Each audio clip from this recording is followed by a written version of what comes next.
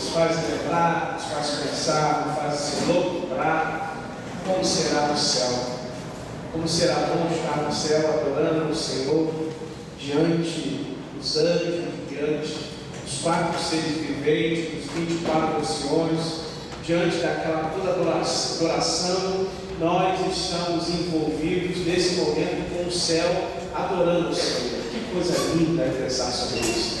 Pensar que nesse momento, obrigado, povo, seres viventes, seres celestiais estão adorando ao Senhor na beleza da sua santidade, e nós, junto deles, podemos aqui ainda nessa terra adorá-lo com todo o nosso coração. Que coisa linda é isso, amém, irmãos?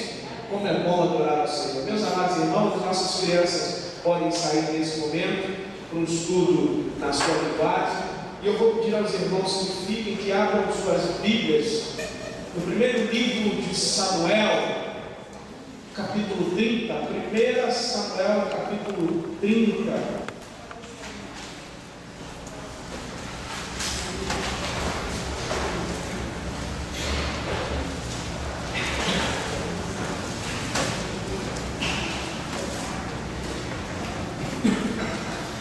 Primeiro Samuel, capítulo 30.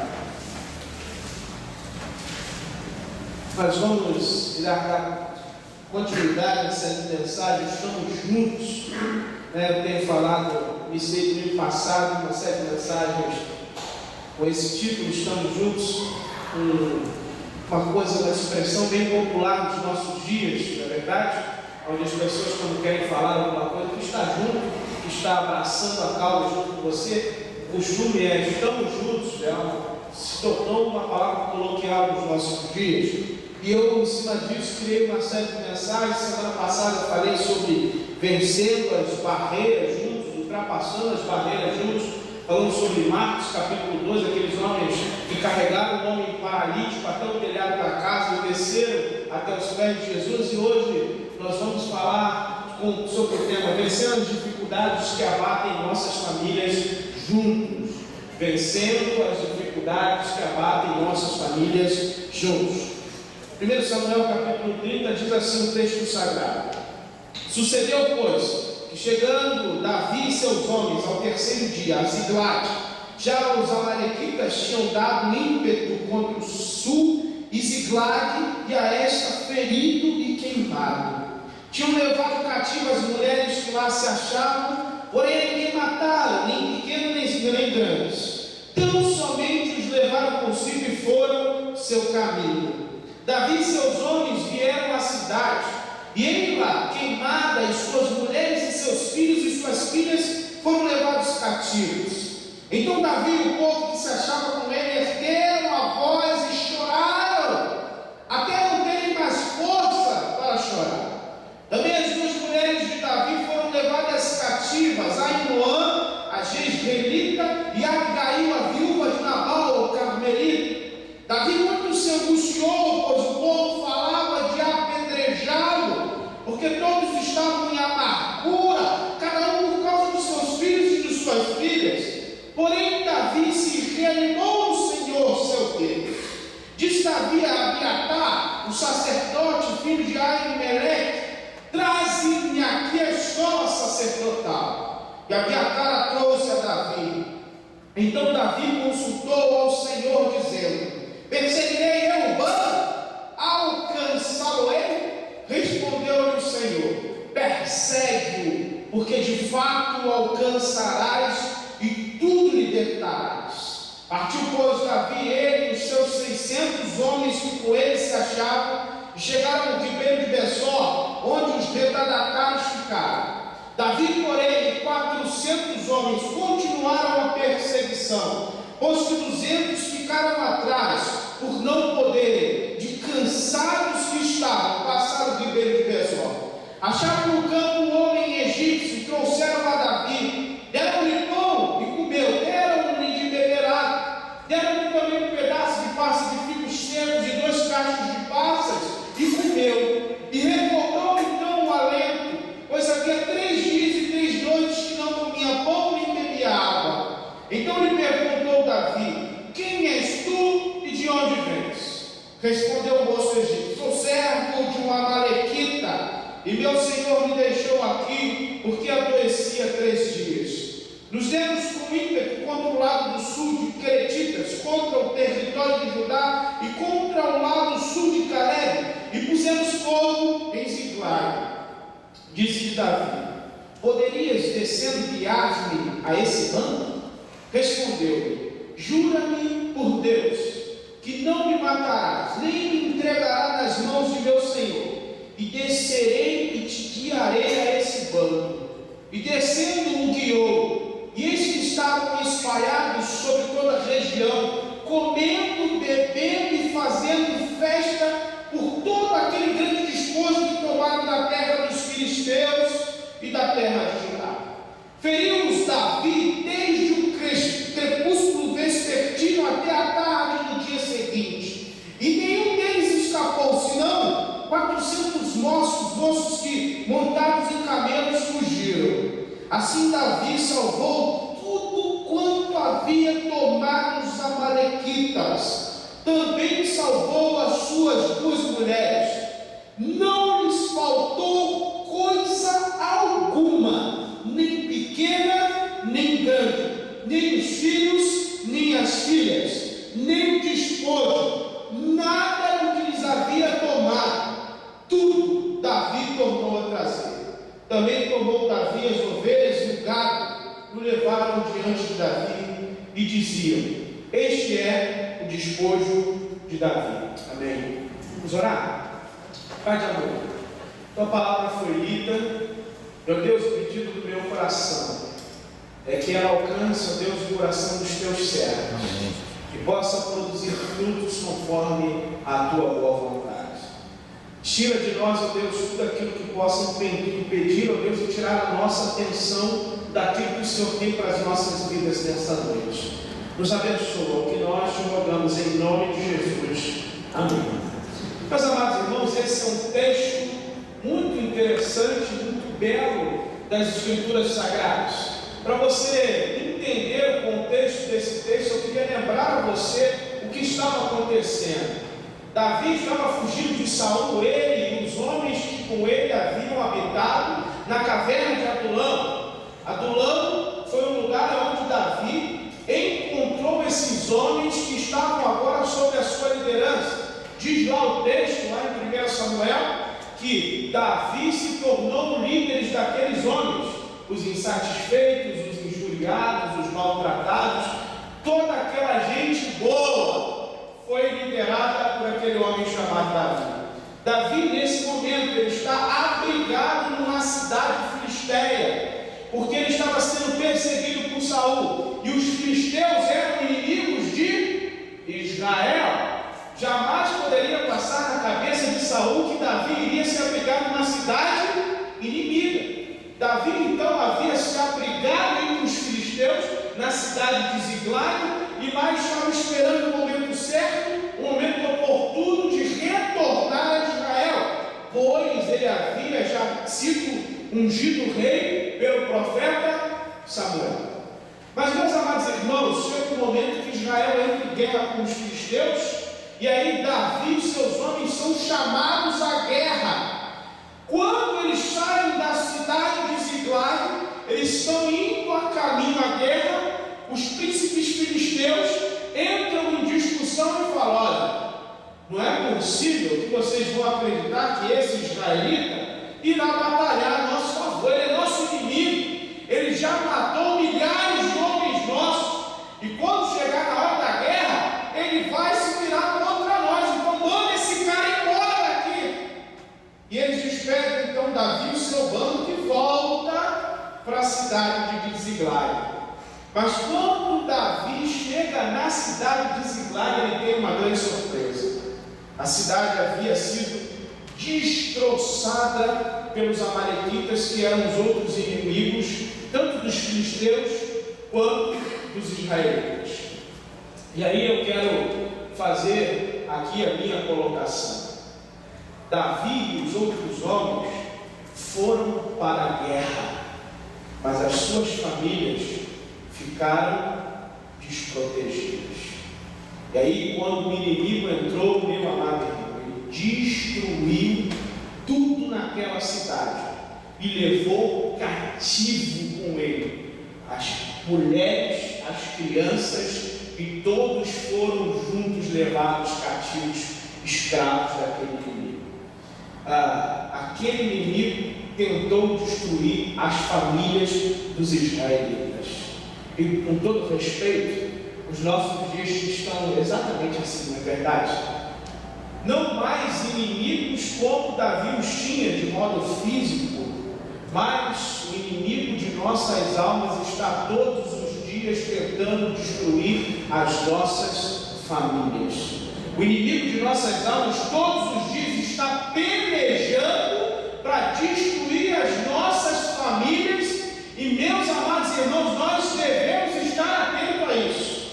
É interessante, Eclesiastes Lopes, no seu comentário sobre isso, ele fala que 5 áreas específicas foi atacada na vida daquelas famílias israelitas, a semelhança das famílias que foram atingidas como Jó o foi nas mesmas áreas. As áreas são financeira, diz o texto sagrado que tudo foi tomado e a cidade foi queimada. Que estrago financeiro, não é verdade? Segundo, saúde.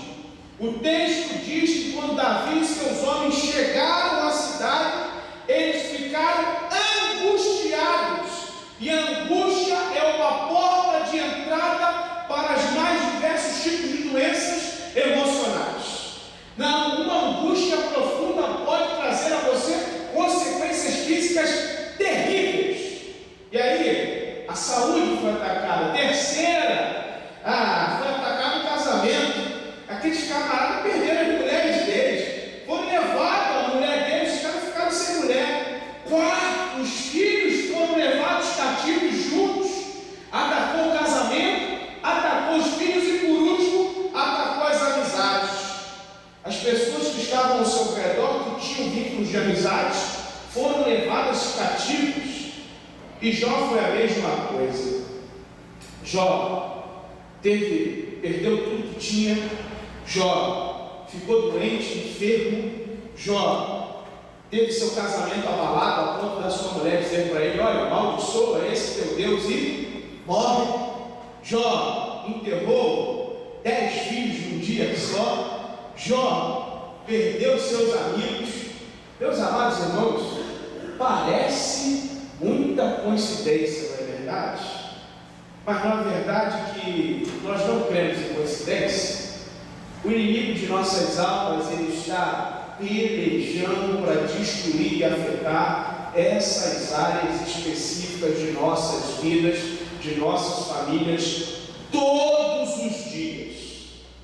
E, meus amados irmãos, eu sempre digo isso: enquanto nós, cristãos, servos de Deus Altíssimo, queremos tirar folga, queremos descansar um pouquinho, principalmente das coisas de Deus, o diabo, ele nunca tira férias, e pelo contrário, se por ele pudesse, ele fazia hora extra para poder destruir as famílias.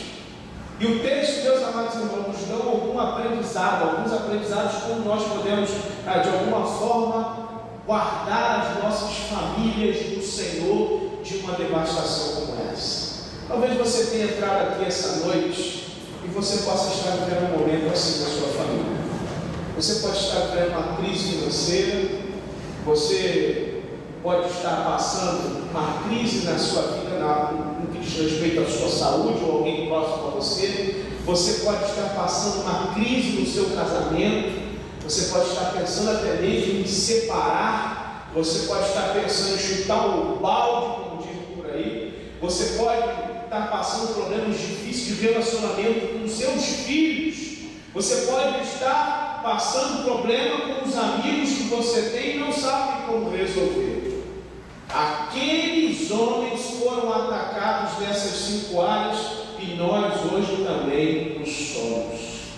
Mas eu olho para esse texto, meus amados irmãos, eu tenho alguns aprendizados que eu quero retirar para a minha vida e para a sua vida. Mas antes disso eu queria contar a você e lembrar a você esses últimos acontecimentos que têm tido espaço na mídia nessa última semana. Os irmãos têm ouvido falar sobre um menino que assassinou a sua família e depois se assassinou. Os irmãos têm ouvido falar de uma mulher que tentou matar a sua filha, jogando a filha na lata do lixo. Os irmãos têm ouvido falar nos mais diversos tipos de coisas. Os irmãos têm visto, têm acompanhado isso nos noticiários todos os dias. E a gente não se percebe como o diabo está querendo destruir as nossas famílias. O Hernandes conta uma história interessante nesse seu comentário. Ele diz que uma vez ele estava pregando e ele, ao estar ministrando, ele percebeu que uma mulher estava a todo momento chorando enquanto ele pregava. E acabou de pregar, a mulher veio ao encontro dele e falou: pastor, eu preciso conversar com o senhor. Eu quero falar com o Senhor que de fato o Senhor tem razão. O inimigo tem destruído muitas famílias e o inimigo destruiu a minha família. Eu tinha uma família linda, pastor. Eu era casada, tinha 2 filhos e meu marido era um homem maravilhoso. Até que um dia ele ficou desempregado. Daquele desemprego veio consequências financeiras. E pela falta de emprego que ele não conseguia, ele começou a ficar afetado no seu lado emocional, no seu lado mental, no seu lado psíquico.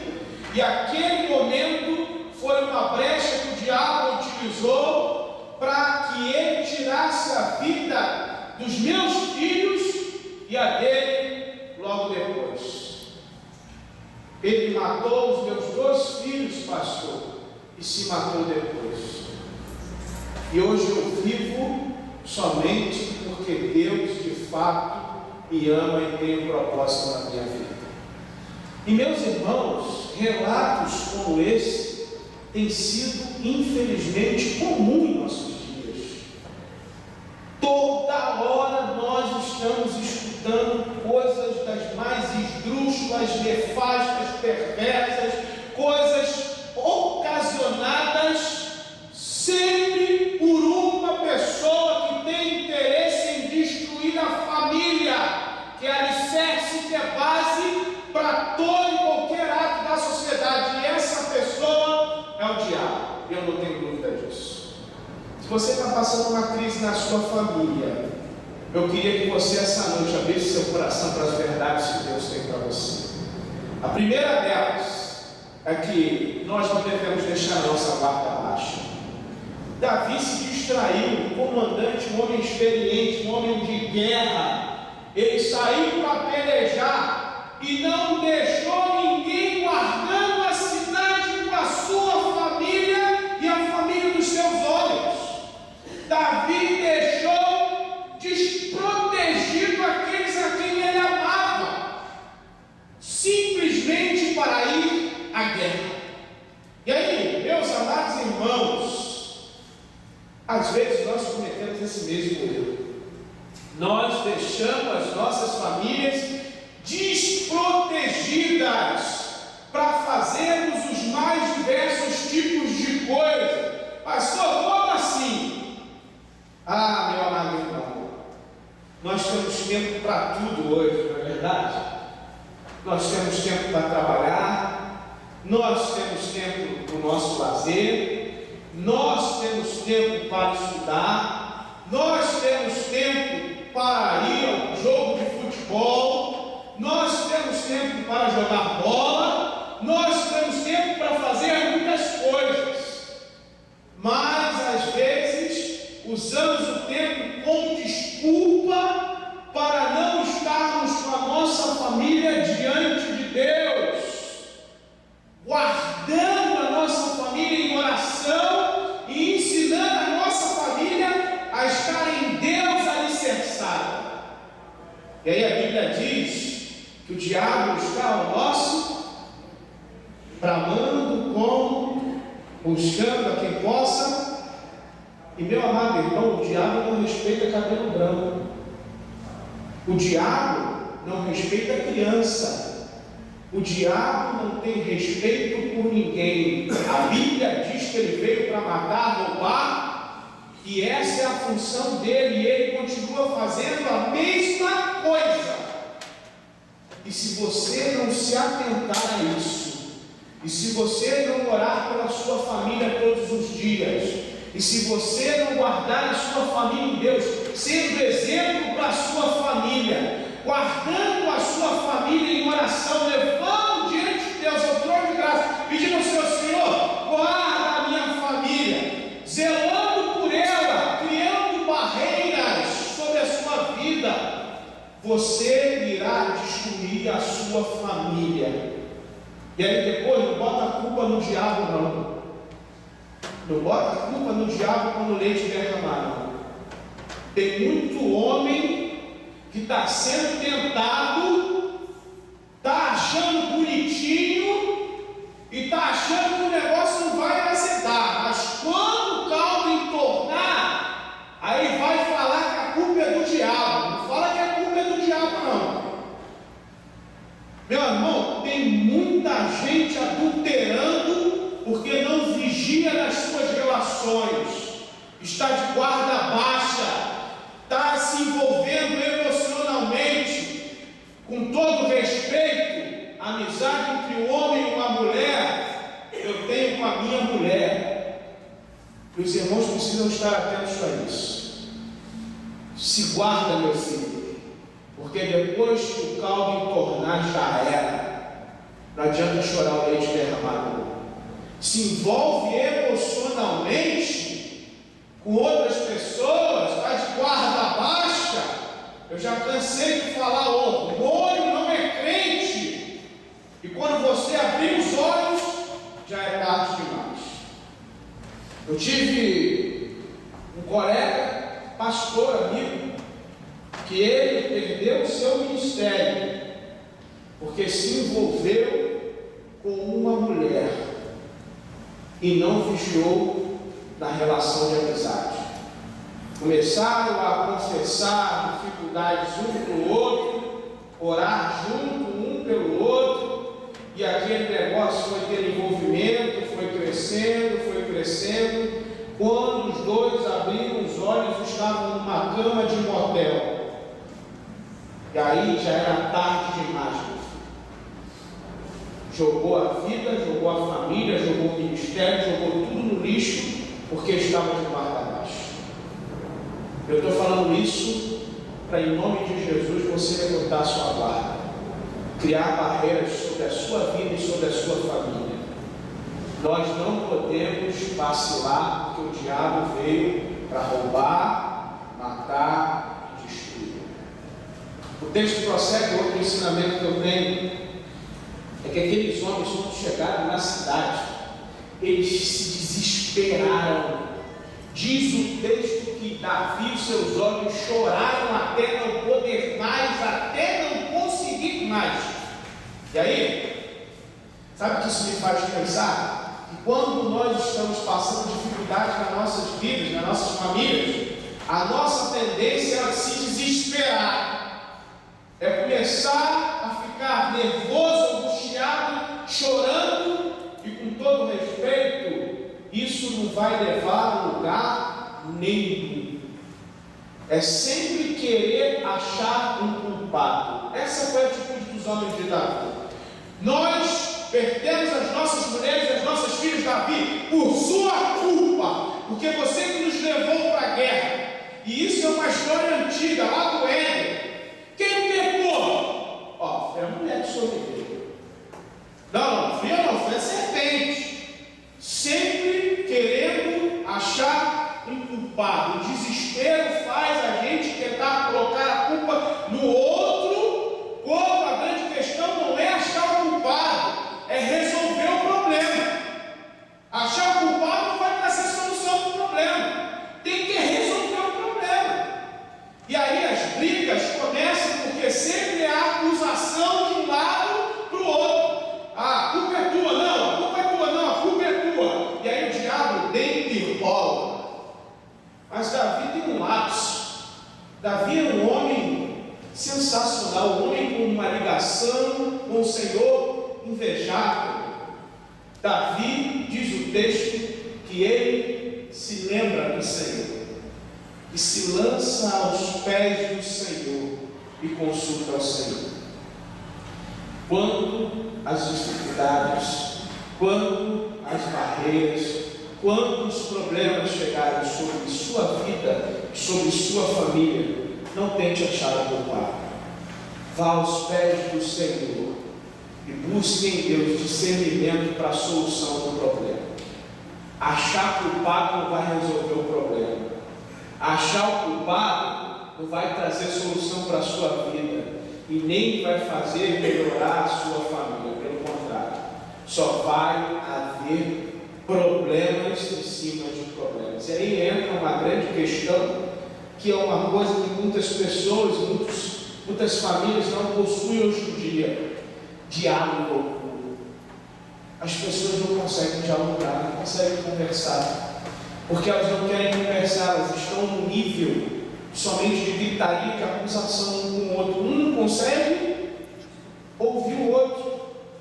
E a maioria das vezes, quando nós fazemos aconselhamento, sentamos os dois com a família e deixamos um por um falar, e não é que eles se entendem, não é que eles conseguem chegar a um denominador comum. Sabe por quê, irmãos?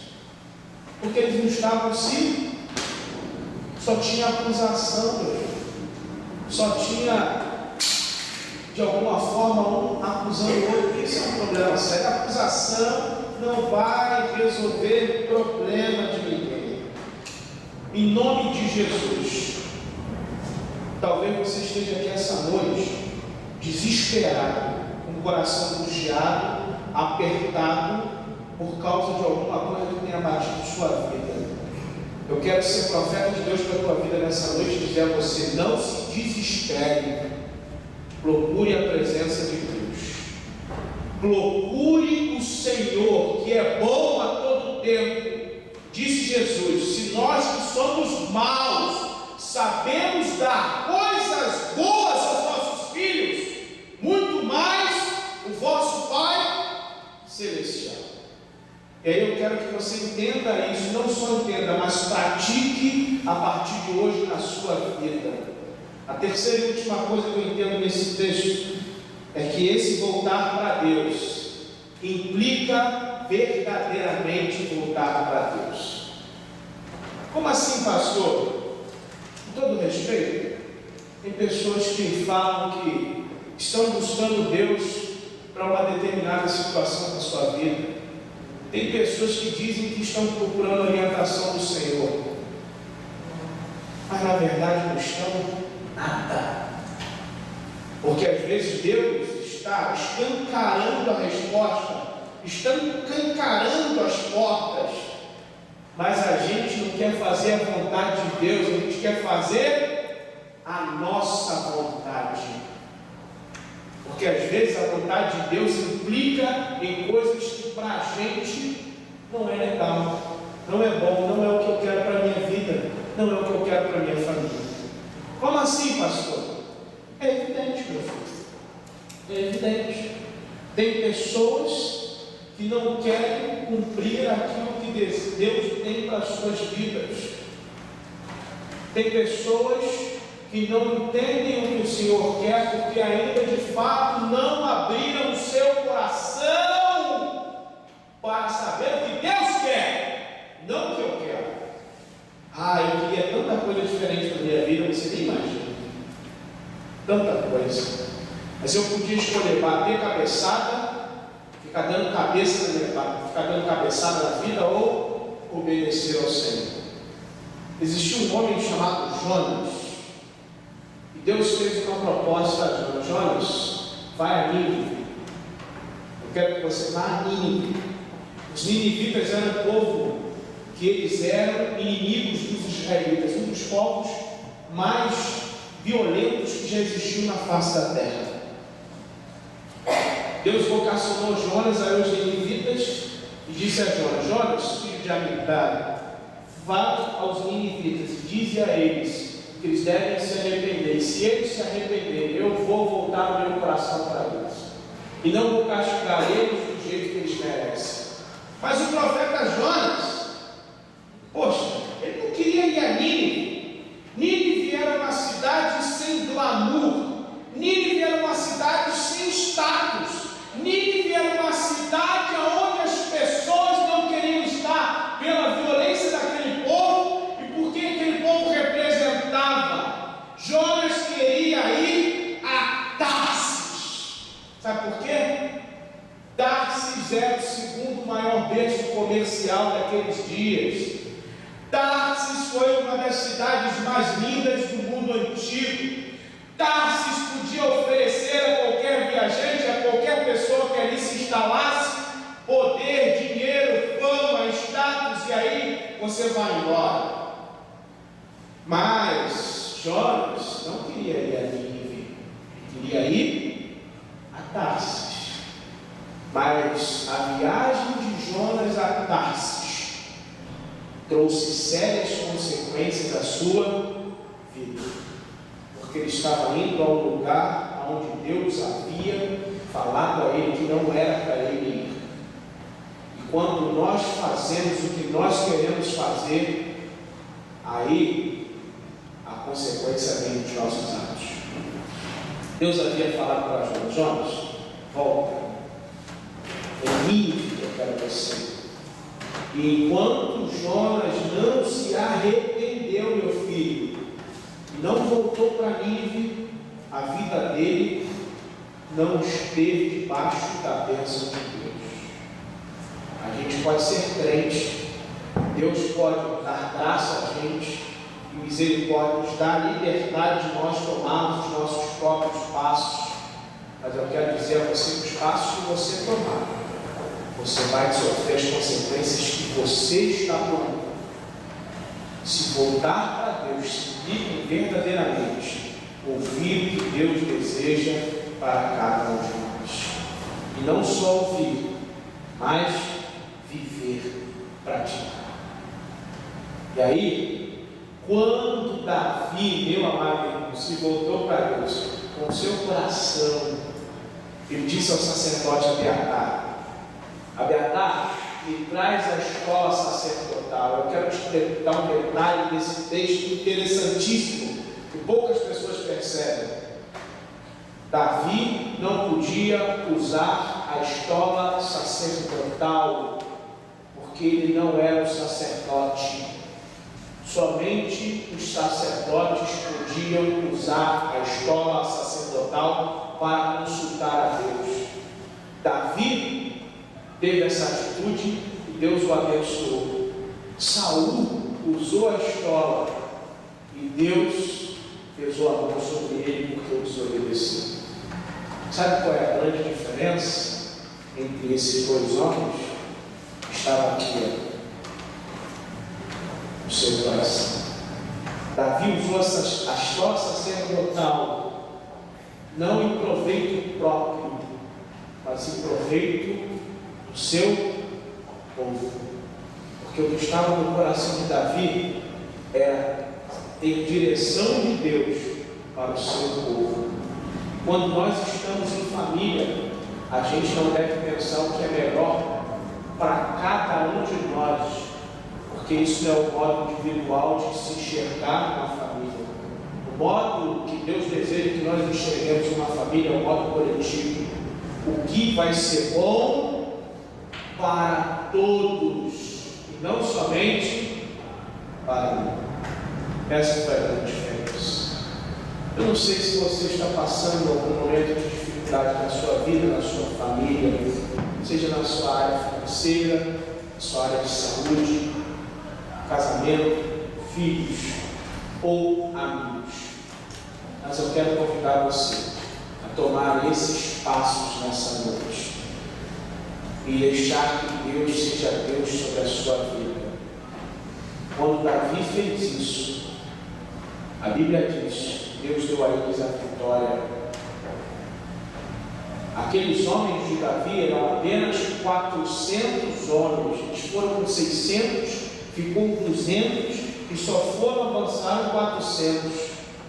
E eles derrotaram o exército inteiro amalequita. Não foi por causa da quantidade de pessoas, mas foi porque Deus estava na frente da igreja. Quando nós tomamos passos semelhantes a esse, Deus toma a frente da nossa igreja e Ele guerreia as nossas guerras. Amém, irmãos? Vamos orar nesse momento?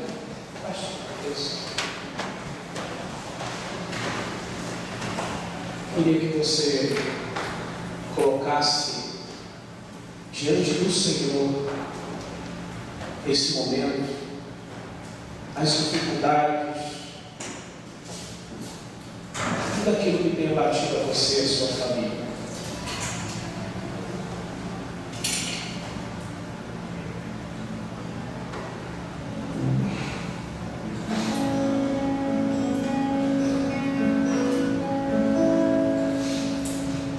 Você que entendeu que essa mensagem falou ao seu coração, e você quer dar os passos semelhantes aos passos de Davi, praticar os aprendizados que nós tivemos essa noite,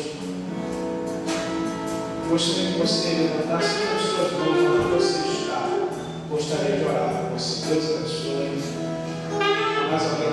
Deus abençoe, Deus abençoe, Deus abençoe, Deus abençoe, Deus abençoe, Deus abençoe. Mais alguém, irmãos? Continue os seus irmãos. Eu gostaria de orar por você. Deus abençoe, Deus abençoe.